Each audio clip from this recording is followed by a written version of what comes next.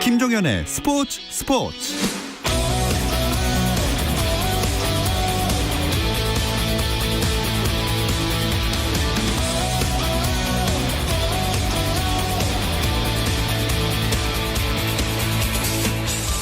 스포츠가 있는 저녁 어떠신가요? 아나운서 김종현입니다. 오늘 하루 스포츠계를 돌아보는 스포츠 타임라인으로 김종현의 스포츠 출발합니다.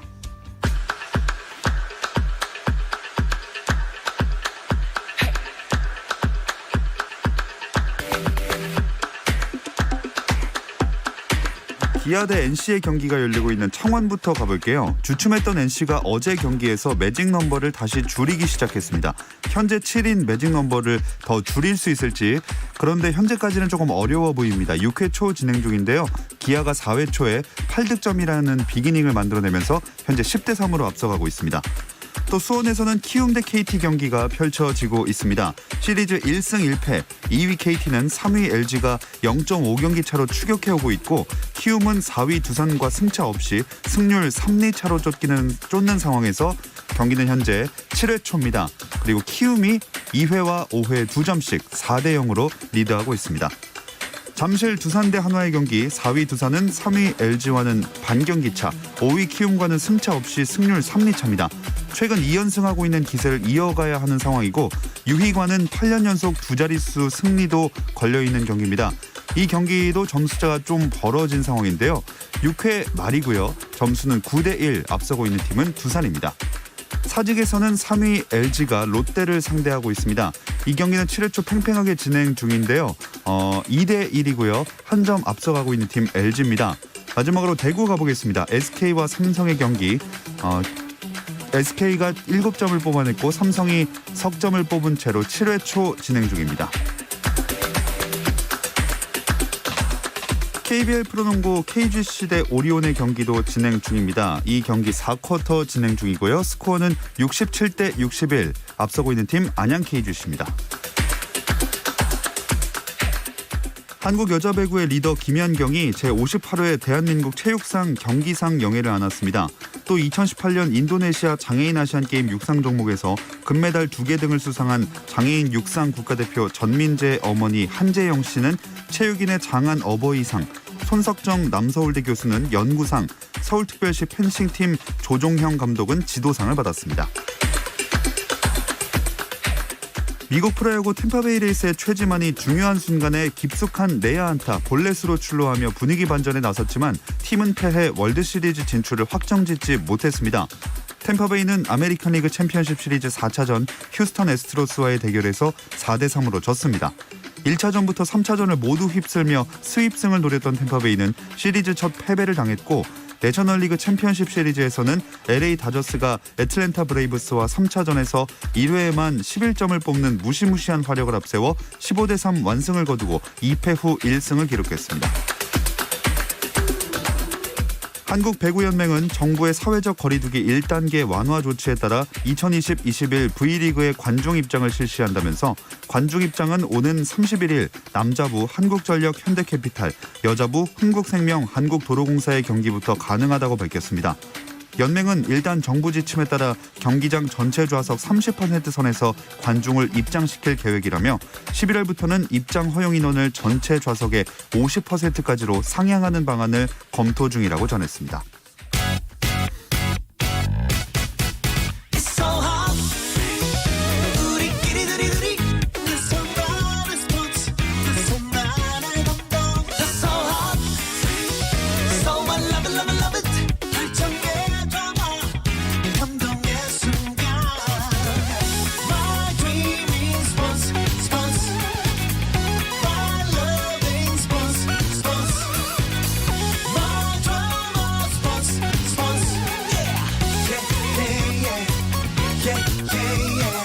김종현의 스포츠.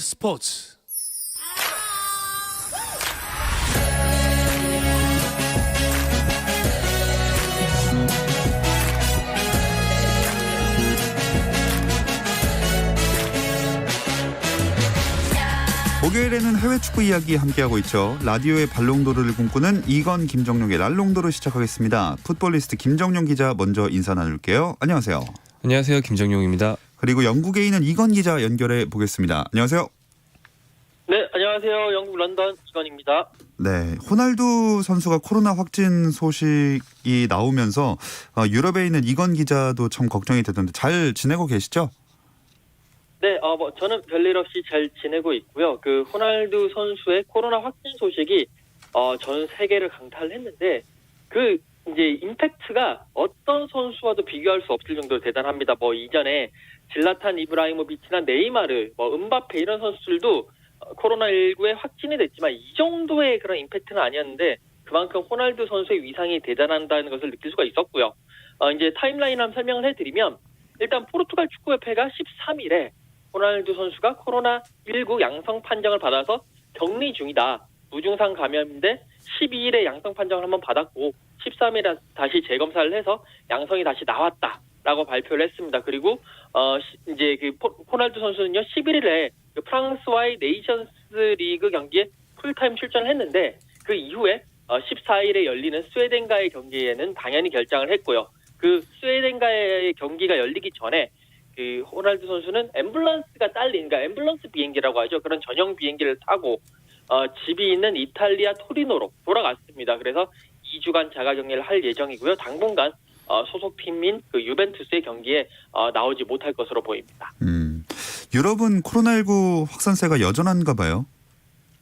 네, 확산세를 도무지 잡을 수가 없는 것 같은데요. 스페인 같은 경우에는 총 94만 명 확진에 하루 확진자가 1만 명, 프랑스는 80만 명 총 확진에 하루에만 2만 명 이상이 확진되고 있습니다. 영국 같은 경우에도 65만 명이 확진하고 하루 확진자만 19,000명인데 마스크 쓰기를 정부에서 강조를 하고 일부 지역 봉쇄를 하고 하기는 하지만 이쪽 유럽 쪽 국민들이 프라이버시라든지 개인의 인권 이런 것을 상당히 중요하게 생각하기 때문에 잘 말을 안 듣고 있습니다. 그래서 계속 코로나가 확산되고 있는 그런 추세입니다. 자, 호날두 선수 몸 상태도 궁금해지거든요. 네, 호날두 선수는 일단 확진됐을 때부터 무증상이라는 것이 그 포르투갈 축구협회로부터 명시돼 있었습니다. 그러니까 몸이 안 좋거나 컨디션이 떨어진 것 같지는 않고요. 아까 이건 기자가 얘기해 준 것처럼 응급 송환 전용기를 타고 토리노로 돌아가 있다고 합니다. 다만 송환기가 1회 이용이 수천만 원에 달하는 요금을 내야 되는 상당히 고가의 장비이기도 하고 모국인 포르투갈 대신 이탈리아인 자택으로 갔다는 것 자체가 특혜가 아니냐라는 식의 비판도 현지에서 제기되고 있다고 합니다. 네, 게다가 호날두가 이전에도 몇 차례 방역 수칙 어겨서 구설에 오른 적도 있잖아요. 네, 지난달 그 경기 도중 관중석에 있었던 건 벤치가 아니고 더 띄엄띄엄 앉기 위해서 뒤쪽에 있는 관중석까지 썼던 거죠. 예. 관중석에서 마스크를 제대로 쓰지 않고 있어서 대회 관계자에게 주의를 받은 적이 있었죠. 또 이번 소집에서도 마스크를 쓰지 않은 채 동료와 식사하는 사진이 나왔는데 그 뒤에 확진 사실이 이제 밝혀졌단 말이에요. 그래서 같이 밥을 먹은 선수들도 상당히 불안했을 것 같고 그리고 이건 호날두 선수 때문은 아닌데 프랑스의 카마빙가라는 17살 젊은 미드필더가 호날두 선수의 유니폼 교환을 한 다음에 너무 기분이 좋다. 네. 안 빨겠다라고 소셜미디어에 올렸는데 빨리 빠는 게 좋을 것 같고요. 그리고 호날두 선수의 누나인 카이타 아베이로 씨가 또 그간 구설수를 만들었는데 코로나19는 내가 살면서 겪어본 최대 사기극이라면서 코로나19가 허구라는 음모론에 동참을 해서 또 무리를 빚었습니다. 네, 확실히 이건 기자의 이야기대로 호날두 선수라서 더 이런저런 이야기들이 더 나오는 것 같습니다. 그 호날두 선수 감염 시기랑 경로는 확인이 됐나요?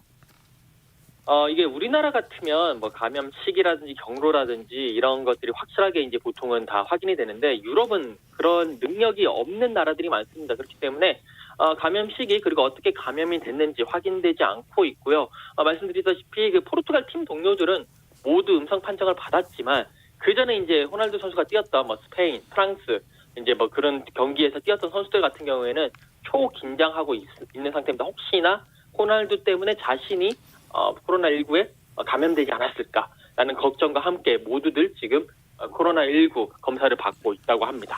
네, 어쨌든 그래서 포르투갈은 오늘 스웨덴전을 호날두 없이 치렀죠? 네, 호날두 선수는 없었고요. 호날두가 없는 자리에 디오고 조타가 있었습니다. 이제 울버햄튼에서 리버풀로 이적한 선수인데 이 조타 선수가 2골 1도움을 기록을 하면서 3대0 포르투갈의 완승을 이끌었고요. 그 페르난도 산토스 포르투갈 감독 입장에서는 이 조타 선수의 활약을 보고 정말 좋다라고 평했을 것 같아요. 그리고 이제 포르투갈은 리그 A 그룹 3에서 3승 1무를 기록을 하면서 조선두를 달리고 있습니다. 네. 이건 기자 못 봤겠지만 김종현 아나운서께서 얼굴을 손으로 가리면서 설마 그걸 하진 않겠지라는 반응을 아, 정확했습니다. 설마 했는데 예, 감사합니다.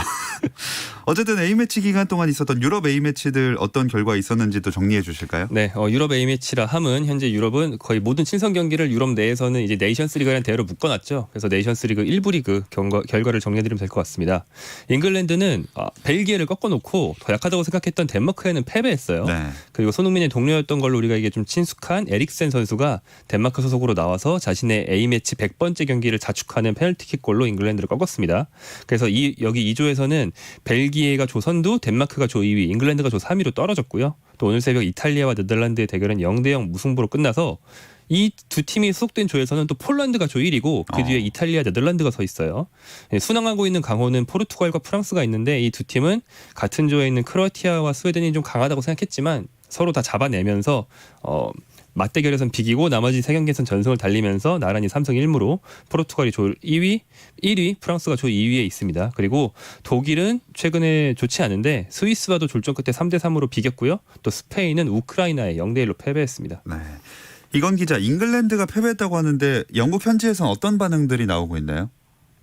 네, 오늘 제가 아침에 신문을 좀 살펴봤는데 일단 영국의 그러니까 잉글랜드의 패배에 그런 이제 원흉이라고 할까요? 뭐 그런 이제 좀 희생양으로 중앙 수비수인 해리 맥과이어 선수를 많이 지목을 하고 있습니다. 이 맥과이어 선수가 어제 경기에서 전반 31분에 퇴장을 당했거든요. 그것이 이제 결국 경기 패배에 큰 영향을 미쳤다. 그러면서 웸블리의 악몽이다. 뭐 잉글랜드가 팬데믹에 빠졌다. 뭐 이런 식의 헤드라인들이 나오고 있고 특히 해리 맥과이어 선수가 경기 중에 피곤해서 빨리 쉬고 싶었나 보다. 그래서 혼자 그냥 레드카드 받고 집으로 갔다라는 등의 평가들이 계속 나오고 있습니다.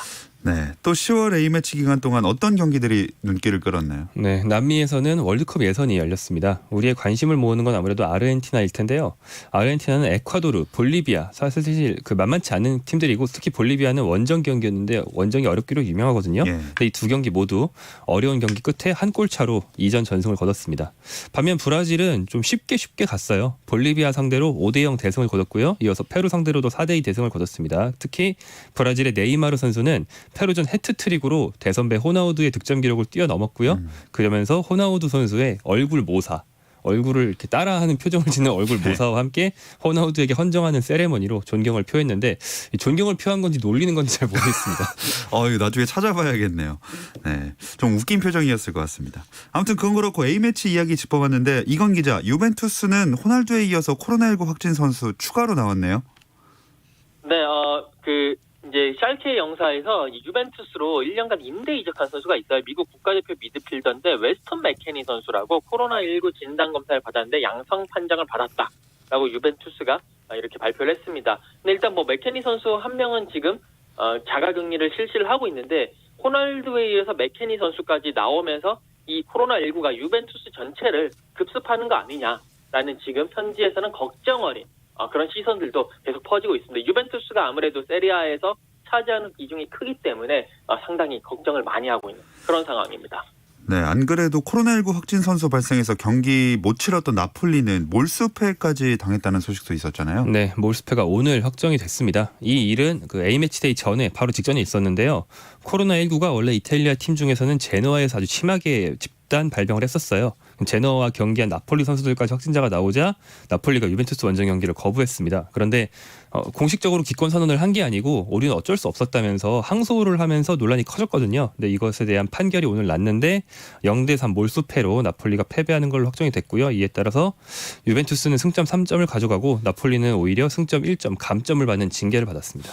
이게 나폴리 입장에서 진짜 억울할 것 같은데요. 이게 나폴리 구단은 불가항력이라고 주장하면서 유벤투스전 연기를 원래 요청했었는데요. 세리아가 이를 받아들이질 않고 강행을 했거든요. 근데 사실은 한 팀 요즘 한국 사람들이 보는 시각에서는 이 유럽 정도로 코로나19가 많이 퍼졌으면은 리그를 중단해야 되는 수준인데 이걸 억지로 끌고 가기 위해서 상당히 느슨한 규정을 적용하고 있습니다. 그래서 나폴리는 이 경기를 치를 수 없을 정도로 확진자가 많이 나온 게 아니었기 때문에 확진자들을 빼고 경기를 하면 되는 상황이었거든요. 네. 그런데 이제 경기를 거부했기 때문에 결국 몰수패를 당하게 된 것 같고요. 사실 이날 상당히 재밌는 모습이 있었어요. 나폴리가 기권 선언을 안 했기 때문에 유벤투스가 경기장에 가서 45분 동안 있어야 그때까지 나폴리가 도착하지 않아야만 부전승이 선언이 되거든요. 그래서 유벤투스 선수들 다 들어오고 심판까지 다 와가지고 그 45분 동안 이걸 생중계를 했습니다.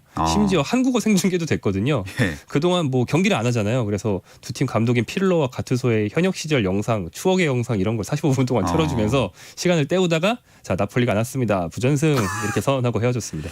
네, 아유, 경기 하지 않을 걸 알면서도 가야 되는 인원들이 참, 네, 좀 우픈 상황이네요. 그리고 이건 기자, 음바페 선수 이적설이 계속 나오는데 이건 어떻게 봐야 될까요? 이게 스페인 언론인 그 마르카가 보도를 했는데 마르카가 이제 음바페는 파리에서의 시간이 끝났다고 생각하고 정신적으로는 마드리드로 가는 길을 그리고 있다라고 보도를 하면서 이적설을 계속 이제 내비치고 있는데 이게 지금 상황이 음바페와 파리 생제르맹과의 계약이 2년 남았습니다. 2022년 여름에 끝나는데 지금 음바페는 더 이상 재계약하지 않겠다. 약간 재계약에 좀 냉랭한 입장이거든요. 그래서 파리 생제르맹 입장에서는 그냥 내줄 바에는 이적료를 챙기려면 내년에는 음바페를 보내야 됩니다. 지금 음바페의 시장 가치가 약 한 1억 8천만 유로, 2,419억 원 정도 되는데 이 정도의 돈, 큰 돈이기 때문에 그걸 챙기기 위해서라도 내년에는 어떻게든지 간에 팔아야 되지 않겠느냐라는 분석이 나오고 있고 이와 이제 맞물려가지고 레알 마드리드가 여름 이적 시장에서 이제 선수를 안 샀어요. 그래서 돈을 많이 모아놨습니다. 그러면서 다음 시즌에 뭐 음바페, 그다음에 얼링 홀란드 이런 선수들을 대거 데려올 것이다. 라는 그런 이제 관측들이 계속 나오고 있습니다. 이런 것들이 맞물려 가면서 계속 음바페 선수는 레알 마드리드로 간다. 계속 얘기가 나오는 것 같습니다. 자, 다음으로 올해는 발롱도르가 없는 해입니다. 대신에 역대 드림팀 11명을 선정할 예정이라면서요. 네, 이 발롱도르가 1956년에 프랑스 풋볼 그 잡지사에서 이제 시상을 하고 있는데 올해는 그 코로나19 팬데믹으로 인해 가지고 아예 이제 수상자를 선정하지 않겠다라고 이미 발표를 했죠. 그러면서 대신에 연말에 심사위원단 180명을 모아서 포지션별로 최고의 선수, 그러니까 역대 최고의 선수, 역대 드림팀 11명을 선정할 계획이라고 발표를 했습니다. 그래서 지금 조금 후보들이 나오고 있는데 많은 팬들이 또 여기에 대해서 기대를 하고 있는 그런 입장입니다. 후보들은 어떻게 나왔나요? 네, 포지션별로 순차적으로 공개가 되고 있는데요. 골키퍼 후보 10명, 오른쪽 풀백 10명 이런 식으로 포지션별로 10명씩 나오고 2명을 뽑는 포지션, 예를 들어서 수비형 미드필더나 공격형 미드필더 같은 경우에는 20명씩, 즉 포지션별 10배수씩 나오게 됩니다. 공식 홈페이지에 따르면 현지 시간으로 10월 19일에 왼쪽 공격수, 오른쪽 공격수, 중앙 공격수까지 후보가 차례로 다 발표가 되고요. 이게 한국 시간으로는 20일이 되겠죠. 최종 베스트 멤버는 심사위원단 투표를 통해 정해지는데 포메이션은 3-2-2-3으로 정해집니다. 손흥민 선수 후보에 들어갈 수 있을까요? 웃으면서 물어보시네요. 예, 뭔가 역대라고 해서. 네, 사실 조금 힘들죠. 네, 어렵다고 봅니다. 어렵다고 보는 게 합리적이고요.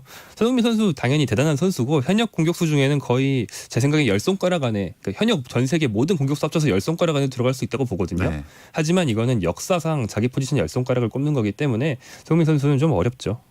이건 기자도 비슷하게 보시나요?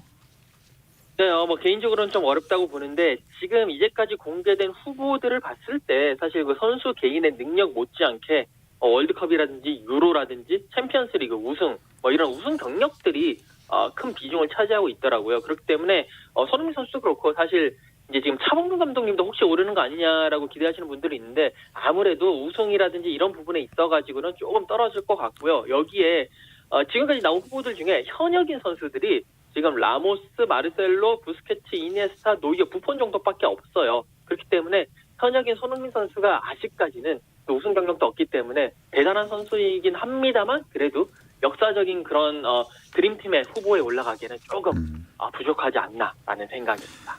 네, 역시 우승만 기억하는 안타까운 그런 겁니다. 자, 이야기 나온 김에 두 분이 생각하는 역대 드림팀 11명을 선정해 볼 텐데요.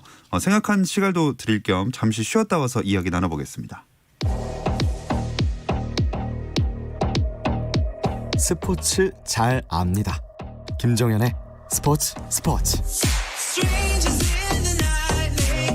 해외 축구 이야기를 나누는 라디오의 발롱도르, 이건 김정용의 랄롱도르 듣고 계시고요. 풋볼리스트 김정용 기자, 영국에 있는 이건 축구 전문 기자와 함께하고 있습니다. 두 분 중에 먼저 누가 하시겠어요? 역대 드림팀 11명 김정용 기자부터 한번 해주시죠. 네, 이번 포메이션 또 이번 후보 명단에 최대한 맞춰서 말씀드려 보겠습니다. 골키퍼는 레프 야신이 적절할 것 같고요. 중앙 수비수 프란츠 베켄바워, 왼쪽 수비수 파올로 말디니, 오른쪽 수비수 카를로스 알베르투, 수비형 미드필더는 서독의 로타와 마테루스와 브라질의 디디, 공격형 미드필더는 뭐 이건 이견이 없겠죠. 펠레와 마라도나. 공격수는 아직 후보 발표가 안 됐는데 아마 스트라이커 요한 크루이프, 왼쪽 윙어 호날두, 오른쪽 윙어 메시 이렇게 다 들어갈 것 같습니다. 이건 기자는요? 저도 거의 비슷하긴 한데 골키퍼의 야신, 수비수 3명을 뽑으라면 말디니, 베켄바워, 카푸 그리고 허리에는 마라도나, 펠레는 뭐 공격형 미드필더로서 이견이 없고요. 수비형 미드필더로는 안드레아 피를로와 그리고 바르디올라를 뽑았습니다. 그리고 뭐 최전방 3톱에는 역시 메시, 크루이프, 호날두로 선정해봤습니다. 한 두세 명 빼고는 다 일치하는 것 같은데 손흥민 선수가 언젠가는 이 명단에 들 수 있기를 기대해 보겠고요. A매치 기간으로 휴식기를 짧게 보낸 유로파 선수들이 다시 뛸 준비를 하고 있습니다. 손흥민 선수는 한국 시간으로 월요일 새벽 경기네요. 네, 손흥민 선수가 그 A매치 데이 직전에 그 직전 경기에서 메뉴전 2골 1도움 그 바로 전 경기에서는 또 4골 이렇게 두 경기에서 6골을 몰아치지 않았습니까? 네. 그래서 지금 기대가 정말 높습니다. 손흥민 선수는 A매치 기간에 이제 한국은 국내파만 가지고 경기를 했기 때문에 영국에서 휴식을 취하고 또 훈련을 가졌죠. 긴 휴식 뒤에는 좀 멋진 골을 넣는 경우가 많았기 때문에 이번 경기도 기대가 되는데요. 이번 경기 상대는 웨스트햄이고요. 가레스 베일의 토트넘 복귀전으로도 기대를 모으고 있습니다. 이 경기가 월요일 새벽 0시 30분에 열립니다. 이 경기는 가실 수 있나요, 이건 기자님? 네네네. 어제 그 승인을 받았고요. 또 현장에 가서 손흥민 선수의 리그 7호 골 현장을 꼭 전해드리고 싶습니다. KBS 3명 다 가동될 거라고 보십니까? 일단 그 KBS 중에 S 손흥민 선수는 이번에 뭐 출격을 할 것 같고요. 가레스 베일 선수도 지금 이제 훈련을 하는 모습이 공개가 됐기 때문에 복귀전으로서 지금 많은 영국에서도 많은 관심이 들어오고 있습니다. 이제 다만 변수가 KBS 라인의 제일 앞에 있는 케인 선수인데요. 덴마크와의 A매치에서 풀타임을 뛰었고 이제 뭐 그랬는데 케인의 출전 시간을 놓고 조제 무리뉴 토트넘 감독 그리고 가레스 사우스게이트 잉글랜드 감독이 이제 출전 시간 놓고 좀 묘한 신경전도 펼치기도 했었고 또 케인이 경기 중에 살짝 뭐 이렇게 상대에게 발이 채여가지고 아파하는 모습도 보였습니다. 일단은 케인의 몸 상태를 보면서 과연 케인이 나올 것이냐 안 나올 것이냐를 좀 예상을 해봐야 될 것 같습니다.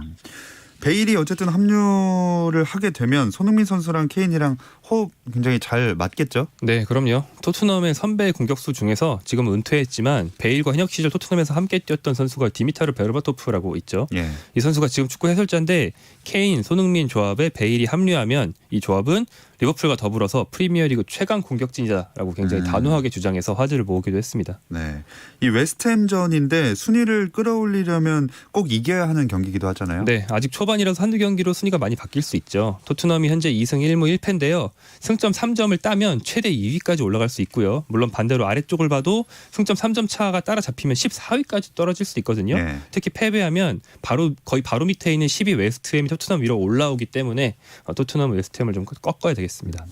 이건 기자, 현지에서는 이 경기에 대해서 어떻게 예상하고 있나요? 기본적으로는 토트넘이 웨스트햄보다 많이 앞서는 건 사실이다라는 예상이 나옵니다. 특히 공격에서는 토트넘의 공격진이 웨스트햄의 모든 선수들을 압도한다라고 하고 있지만 문제는 수비진이다. 지금 토트넘이 계속 수비에서 약점을 보여주고 있고 올 시즌 총 8경기를 했는데 무실점 경기가 없습니다. 그렇기 때문에 수비진에서 특히 이제 웨스트햄은 세트피스가 강하기 때문에 이런 쪽에서 만약에 한 골을 먼저 허용하게 된다면 토트넘도 손쉬운 승리를 장담할 수 없다라는 그런 예상들이 주를 이루고 있습니다. 이 결과는 월요일 넘어가는 새벽에 확인할 수가 있겠습니다. 자, 우리나라 다른 유로파 선수들 주말 일정도 짚어주시죠. 네, 먼저 독일 라이프치히에 있는 황희찬 선수는 토요일 밤 10시 반에 아우크스부르크와 경기를 갖습니다. 그리고 같은 시간에는 권창훈과 정우영이 소속된 프라이부르크가 베르더 브레멘과 경기를 갖고요.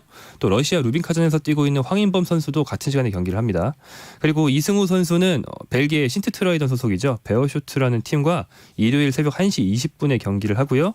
그리고 이강인 선수는 발렌시아 소속인데 상대팀이 비아레알이거든요. 이 비아레알에는 일본인 유망주 구보 다케우사가 있습니다. 미니 한일전으로 상당히 관심을 모으는 경기인데요. 이 경기는 일요일 밤 10시 50분에 열립니다. 네, 일단 한 명씩 짚어보자면 황희찬 선수 부상은 이제 괜찮은 건가요? 네, 뭐 A매치 기간 동안에 2주 정도 되는 기간 동안에 휴식을 충분히 취했고 열심히 치료도 받았기 때문에 일단은 뭐 출전에는 큰 무리가 없는 상황이다라는 뭐 그런 보도들도 나오고 있습니다. 다만 이게 선발 출전이냐 아니면 그 벤치에서 시작을 하느냐에 대해서는 아직까지는 좀 불투명한, 선발 출전은 불투명한 상황이고요. 일단 뭐 경기 전날까지 선수의 컨디션 그리고 뭐 감독의 생각에 따라서 조금 바뀔 것 같습니다. 그럼 황희찬 선수는 아주 많은 시간을 드러내고 있지는 못하지만 라이프치 시즌 초반 흐름은 괜찮은 것 같아요. 네, 라이프치히가 현재 2승 1무 3경기밖에 안 해서 좀 의미가 크게 없긴 합니다만 8득점 2실점으로 단독 1위입니다. 그리고 극초반이긴 합니다만 이번 경기 상대 아우쿠스부르크도 2승 1무예요. 그래서 아우쿠스부르크가 지금 리그 2위거든요. 그래서 라이프치히 대 아우쿠스부르크라는 이름만 봐서는 알기 힘들지만 사실은 1위와 2위의 선두권 싸움입니다. 다시 말하면 여기서만 이기면 4라운드에서도 1위를 유지할 게 확정이라는 거죠. 네.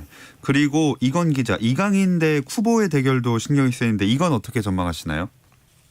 네, 아무래도 그 이강인 선수, 쿠보 선수 이제 둘이 나올 것이냐 말 것이냐 그리고 나와서 맞대결을 할 것이냐 이 여부가 상당히 좀 이목이 집중되고 있는데 특히 두 선수 모두 한국 축구와 일본 축구의 미래를 이렇게 이끌어 나간다는 그런 차원에서 의미가 있습니다. 다만 쿠보 선수가 요즘 그 비아레알에서 많이 뛰지를 못하고 있습니다. 총 이제까지 올 시즌 총 55분만 뛰었습니다. 그렇기 때문에 쿠보 선수가 이번에도 과연 에메리 감독의 그런 선택을 받아서 나올 것이냐라는 부분에 대해서는 의문 부호가 붙고요. 특히 쿠보는 그 A매치 기간 중에 일본 대표팀 경기 네덜란드에서 열렸는데 거기에서 또 출전을 한 만큼 뭐 체력 문제라든지 이런 거가 출전에 큰 변수가 될 전망입니다.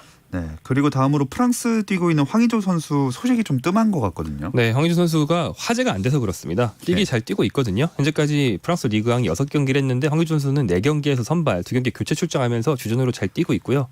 다만 이 보르도라는 팀은 감독이 바뀌어도 그대로인 게 골이 잘 안 나고요. 그다음에 황의조 선수는 계속 윙어나 공격형 미드필더로 뛰는 경기가 많아서 골 소식을 찾기가 좀 힘듭니다. 현재까지 득점에 관여한 건 1도움밖에 없기 때문에 그게 좀 아쉽지 뭐 입지 면에서는 걱정할 건 없는 상황입니다.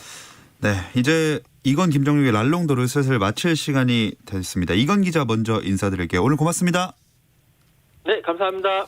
네, 그리고 김정용 기자와도 인사 나누겠습니다. 고맙습니다. 고맙습니다. 내일도 별일 없으면 다시 좀 들어주세요. 김정현의 스포츠.